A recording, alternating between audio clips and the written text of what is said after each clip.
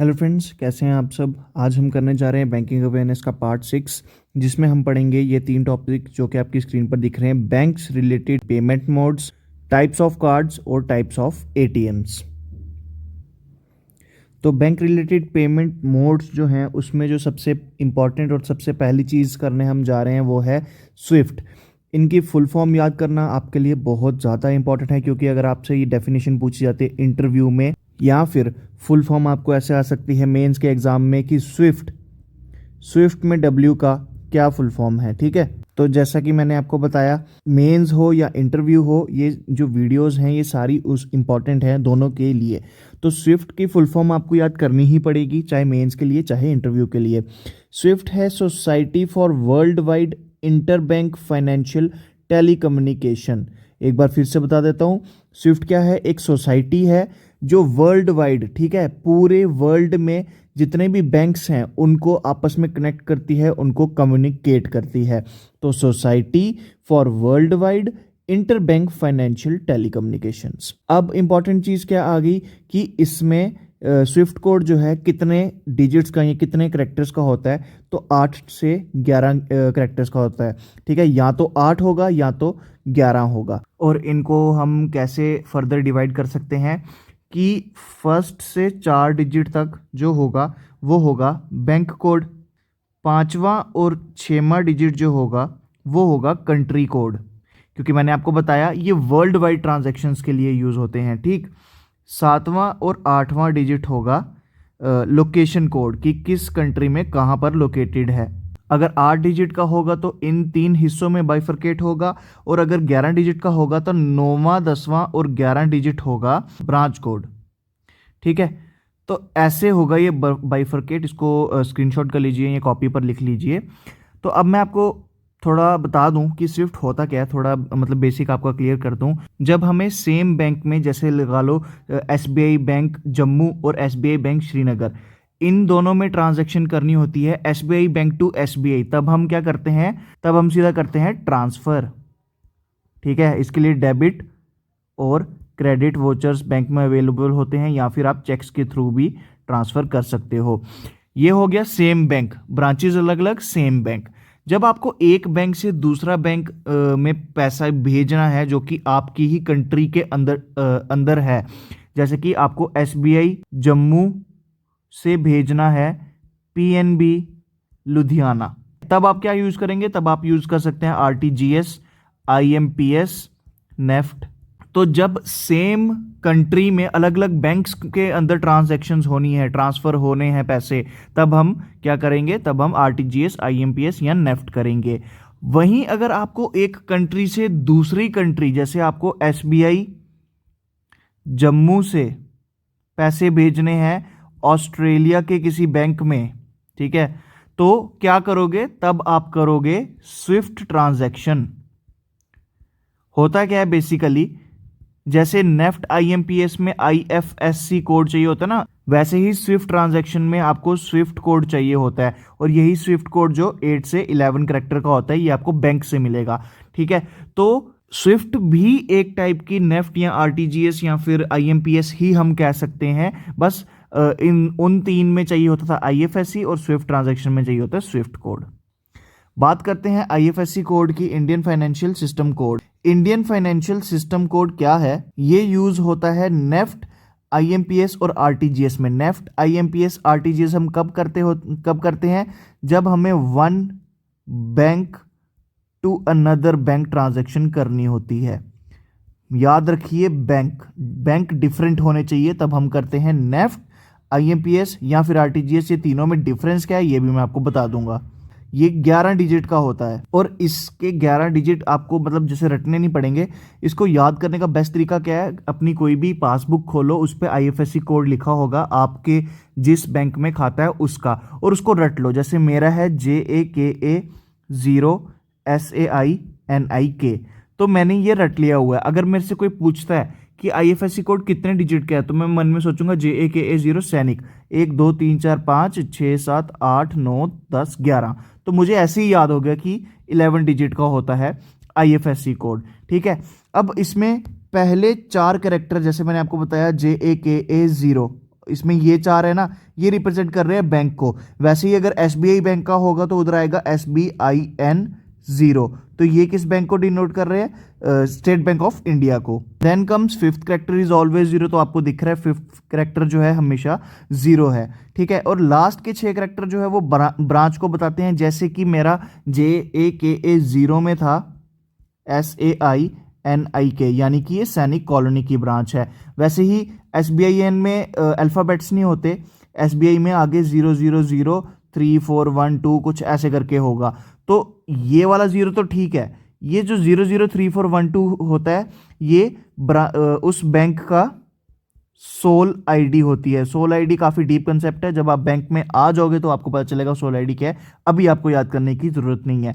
Soul ID क्या करती है? सोल आईडी ब्रांच को रिप्रेजेंट करती है। जैसे सैनिक वर्ड ने सैनिक कॉलोनी की ब्रांच को रिप्रेजेंट किया ना, वैसे ही 003942 जो है इस कोड ने एक सोल को रिप्रेजेंट किया, जो बेसिकली एक ब्रांच की लोकेशन को ही रिप्रेजेंट करती है।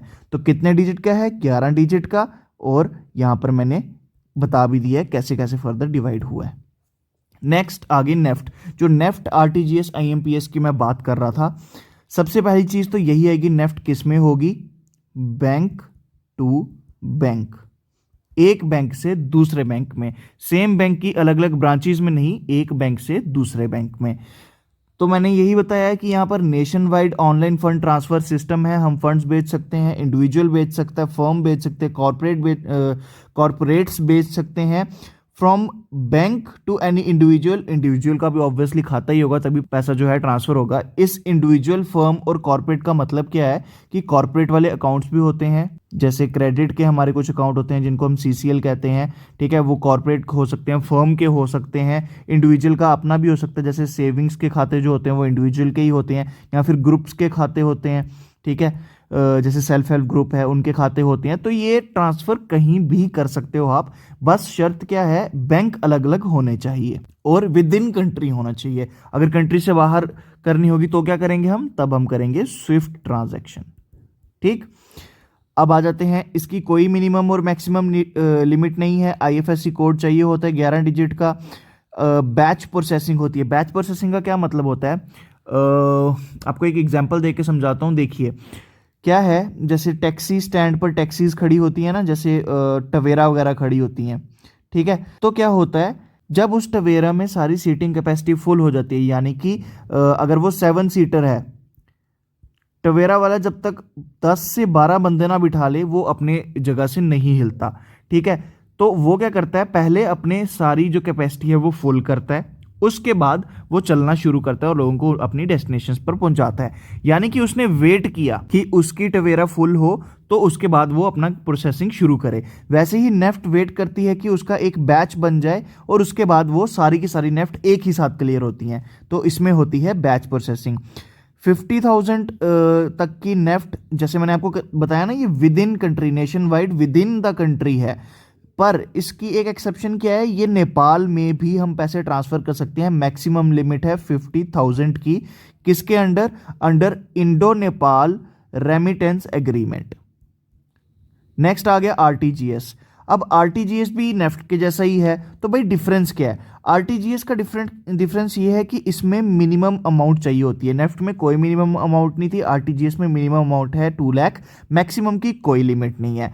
दूसरी चीज, नेफ्ट में बैच प्रोसेसिंग होती थी, इसमें रियल टाइम सेटलमेंट होती है। रियल टाइम सेटलमेंट का क्या मतलब है कि जैसे ही आपने अपना जो है ट्रांसफर को इनिशिएट किया, पैसा उसी वक्त ट्रांसफर हो जाएगा। इनफैक्ट RTGS की फुल फॉर्म भी यही है, रियल टाइम ग्रॉस सेटलमेंट, जिसमें रियल टाइम का मतलब है processing is done at the moment transaction is initiated. NEFT में बैच बनता था, यानी टवेरा का फुल होने का वेट करता था, तो उसका टवेरा का ऑल्टरनेटिव क्या आया? ओला उबर आ गया। अब ओला उबर में क्या होता है, आपने टैक्सी बुलाई, टैक्सी आपको लेने आती है, आप उसमें बैठते हो और वो चले जाती है। वो ये नहीं वेट करती कि और भी बंदे आके टैक्सी में बैठेंगे तभी मैं चलूंगी।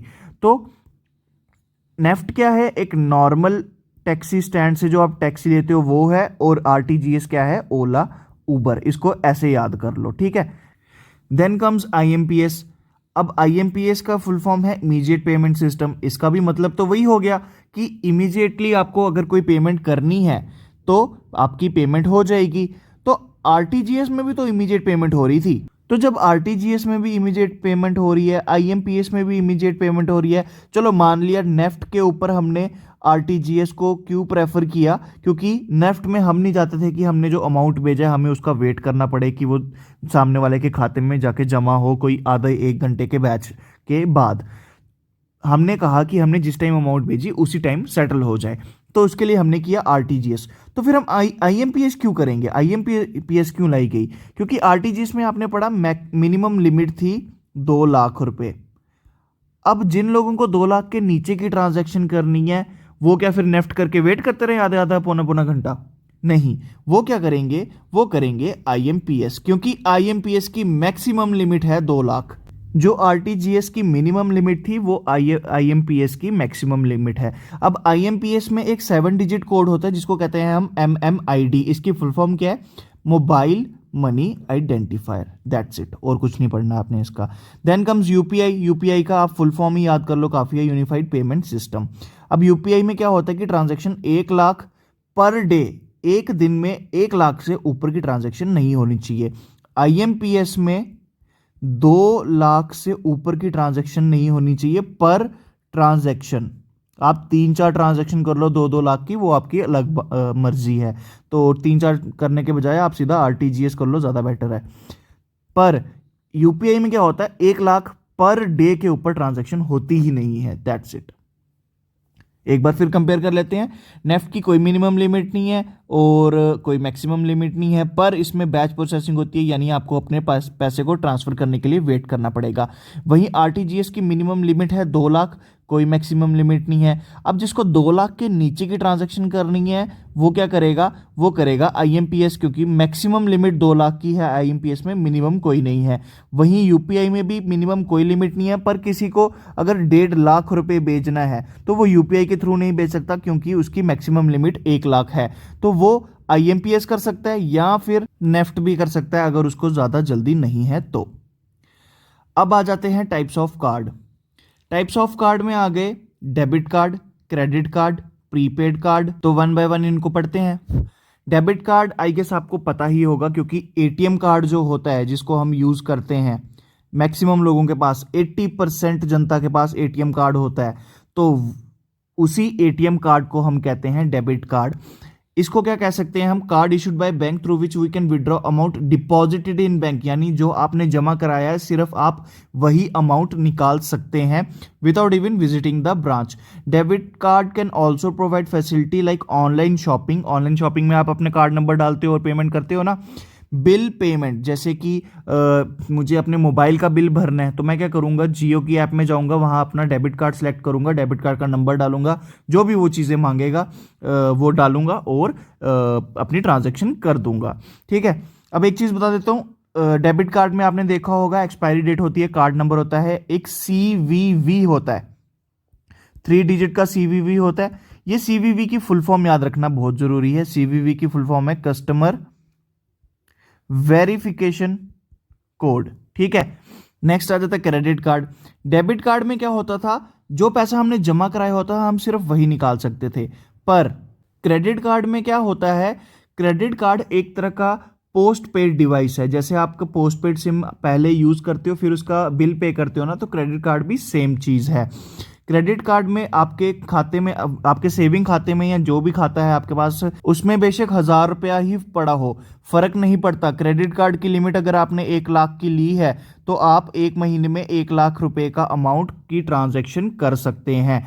महीना खत्म होने के बाद आपको उस क्रेडिट कार्ड का बिल पे करना होता है, दैट्स इट, क्योंकि वो पोस्ट पेड डिवाइस है। क्रेडिट कार्ड जो है एक पोस्ट पेड डिवाइस है। ठीक, अब एक क्वेश्चन आ सकता है कि क्रेडिट कार्ड और डेबिट कार्ड में एक मेजर डिफरेंस क्या है।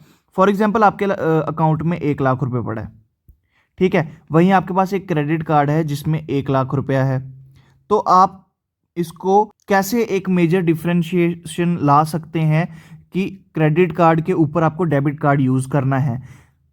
इसमें क्या एक डिफरेंस आ जाता है कि डेबिट कार्ड से आप विड्रॉ कर सकते हैं, विड्रॉ का मतलब है आप कैश निकाल सकते हैं और उन जगहों पर भी यूज़ कर सकते हैं जहां पर कैश ही चलती है, जैसे कि स्मॉल वेंडर्स। जैसे कि आप गोलगप्पे खाने जाओगे, कुलचे खाने जाओगे, वड़ा पाव खाने जाओगे, तो उसके सामने क्या क्रेडिट कार्ड रखोगे, ले भाई स्वाइप कर, वो रेडी मारेगा उठा के आपके मुंह पे।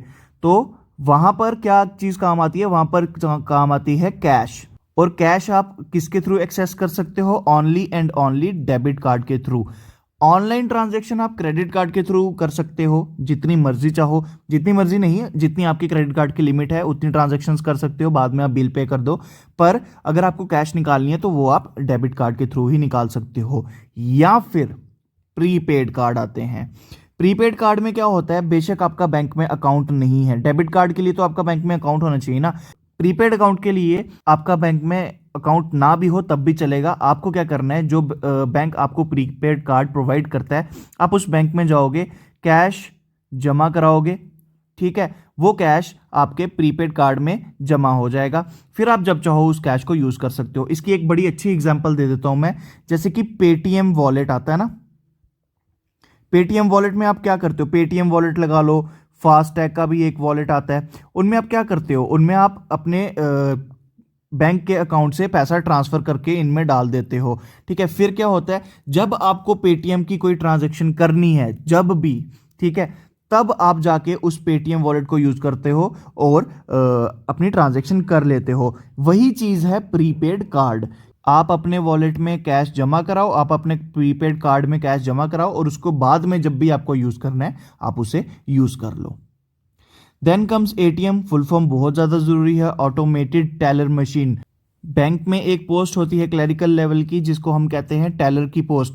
उस पोस्ट का क्या काम होता है, जैसे आपकी पासबुक में एंट्री करना, आपके खाते में कितना पैसा है वो आपको बताना, आपको अमाउंट निकाल के देना, यानी कि विड्रॉल को एक्सेप्ट करना, आपके डिपॉजिट्स को एक्सेप्ट करना, ये सब काम करता है टेलर, जो कि बैंक में एक पोजीशन है क्लरिकल लेवल की। उसी चीज को अगर हम ऑटोमेटिक कर देंगे, यानी कि वो सारा काम अगर हम दे देंगे एक मशीन को, तो वो क्या बन जाएगी, ऑटोमेटेड टेलर मशीन, जिसको हम एटीएम कहते हैं। तो एटीएम में आप फंड ट्रांसफर, डिपॉजिट, विड्रॉल, ठीक है, उसके बाद आजकल तो वो पासबुक प्रिंटिंग मशीन्स भी आ गई हैं, ठीक है, ये सब काम क्या करता है, ऑटोमेटेड टेलर मशीन्स। पहला एटीएम इंडिया में इंस्टॉल किया था एचएसबीसी ने मुंबई में। एचएसबीसी की फुल फॉर्म है Hong Kong Shanghai bank of China, Hong Kong Shanghai bank of China. तो ऑब्वियसली इसका हेडक्वार्टर कहाँ होगा, चाइना में होगा। अब कौन कौन से टाइप्स के एटीएम होते हैं, सबसे पहले तो सिंपल सी बात है, बैंक का एटीएम, ठीक है, जो कि बैंक ऑन भी करता है और ऑपरेट भी करता है, जैसे एसबीआई बैंक का एटीएम देख लो, पीएनबी बैंक का एटीएम। फिर आगे कियोस्क एटीएम।